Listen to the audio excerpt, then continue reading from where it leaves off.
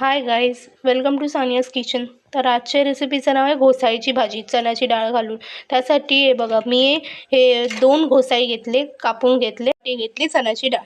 मग हे स्वच्छपणे 3-4 वेळा धुवून मी भिजत ठेवले अर्धा तास. आता चला आता आपण करायला घेऊया. त्यासाठी मी सामग्री सांगते काय काय कसं काय काय लागणार. बघा, त्यासाठी लागणारे साहित्य आहे हे एक छोटा कांदा बारीक चिरलेला, हे आहे 2 चमचे मालवणी मसाला आणि हे आहे 1 छोटा चमचा हळद. ह्याचा जो चमचा आहे ना मोठा पाहिजे मालवणी मसाल्यासाठी.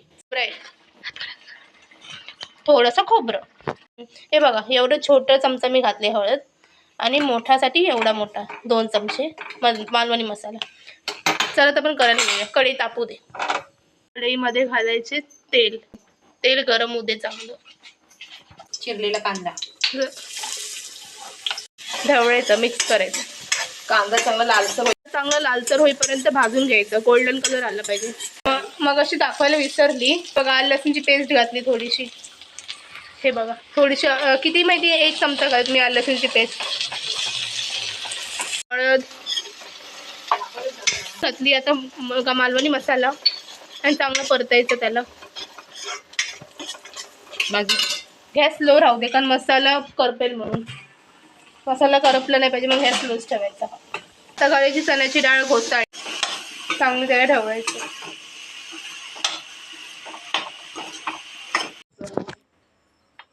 चांगलं एकत्र मिक्स करायचंय. थोडंसं पाणी घाला, सर मीठ टाकून ठेवायचं आता आणि त्यात थोडं पाणी घालायचं. आपल्याला शिजू द्या 5 ते 10 मिनटं. आता झालेत 5 ते 10 मिनटं. आता चांगलं बघा कसं झालं, कसं घमघमाट वास यायला लागलाय. बघायची शिजली की नाही शिजली नाही. शिजायला वेळ शिजवते चांगली. फास्ट केलंय, शिजू दे चण्याची डाळ.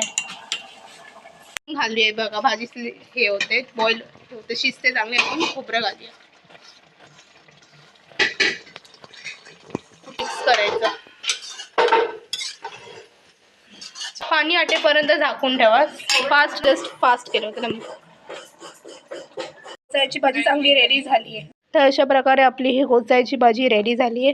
मस्त खमखमाट मस्त वास येतो. जर तुम्हाला ही माझी रेसिपी आवडली असेल तर लाईक शेअर सबस्क्राईब करा. चला भेटू पुढच्या रेसिपीला. बाय.